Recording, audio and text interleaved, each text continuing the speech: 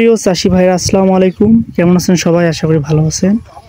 মরিচের লাল মাকড় নিয়ে আপনারা চিন্তিত, এই বিষয় নিয়ে আমি কথা বলবো।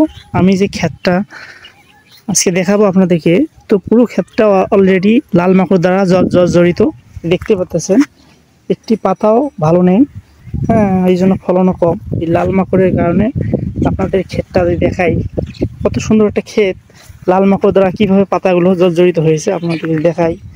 আমি ভিডিওর মাধ্যমে দেখাইতেছি। দেখেন, পুরো লাল মাকড় দ্বারা আক্রান্ত এবং অন্যান্য পোকাও আছে। তো এই লাল মাকড়গুলো এই পাতার নিচে বসে ওরা কি করে, পাতার নিচে আমি কি দেখাই, পাতার নিচে বসে ওরা রস চুষে খায়, এই অবস্থা তৈরি করে। দেখতে পাচ্ছেন এই যে একটা গাছও ভালো নেই, অনেক ফুলও আসছে, ফুল ফলও আসছে, কিন্তু এই লাল মাকড়ের কারণে ফলনগুলো অতি নষ্ট হয়ে যাচ্ছে। আপনার যদি গাছের সৌন্দর্য না থাকে, আমি যদি একটা ভালো গাছ আপনাদেরকে দেখাই, চলুন। এই দেখেন গাছগুলো, দেখেন কি অবস্থা।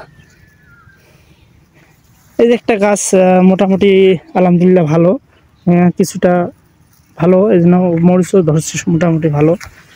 দেখাই, দেখতে পাচ্ছেন অনেক সুন্দর। তো এখান থেকে আপনাদেরকে লাল মাকড়ের হাত থেকে ক্ষেতকে কীভাবে রক্ষা করবেন সেই বিষয়টি আমি ভিডিওর মাধ্যমে তুলে ধরবো। আশা করি আমার সঙ্গেই থাকবেন, ভিডিওটা কি স্কিপ করবেন না। পুরো বিস্তারিত তথ্য জানার জন্য শেষ পর্যন্ত অপেক্ষা করুন, আমি এর সমাধান দিয়ে যাব ইনশাল্লাহ।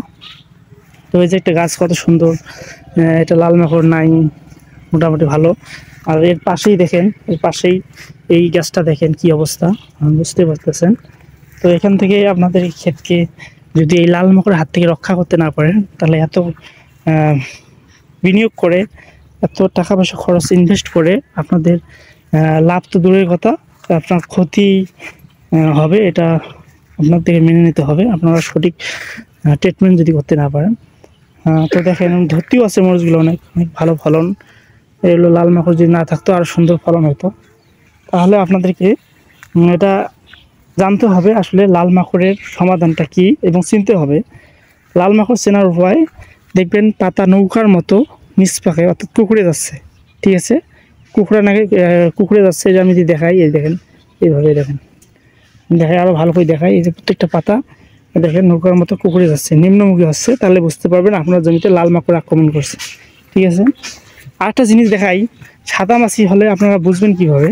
তো সাদামাছি নিয়ে আমি একটি অলরেডি আমার ইউটিউব চ্যানেলে ভিডিও আপলোড করেছি, আপনারা দেখে নেবেন আমার আইডিতে।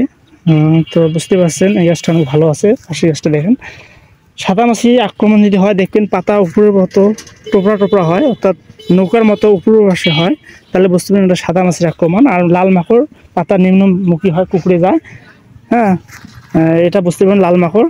এই লাল মাকড়ের সমাধান হচ্ছে ভাটিমেক আর আপনারা একতারা, এই দুইটা যদি একত্রিত করে মিশিয়ে আপনারা যে গাছ ভিজে স্প্রে করেন, এর সমাধান অনেক অনেক সাফল্য পাবেন। আপনারা এটা ট্রাই করবেন অবশ্যই। আপনারা সিনজেন্টা কোম্পানির ভাটিমেক আর একতারা, এই দুইটা যদি অ্যাডজাস্ট করে আপনারা স্প্রে করেন, ইনশাআল্লাহ আমি মনে করি 100% রেজাল্ট পাবেন আপনারা। আপনারা ব্যবহার করে যদি ভালো রেজাল্ট পান, অবশ্যই কমেন্ট করে জানাবেন এবং নিজে করবেন এবং অন্যকে করার জন্য পরামর্শ দেবেন। তো আশা করি বুঝতে পারতেছেন। আজকে এই পর্যন্ত, সবাই ভালো থাকবেন, সুস্থ থাকবেন, আল্লাহ হাফেজ।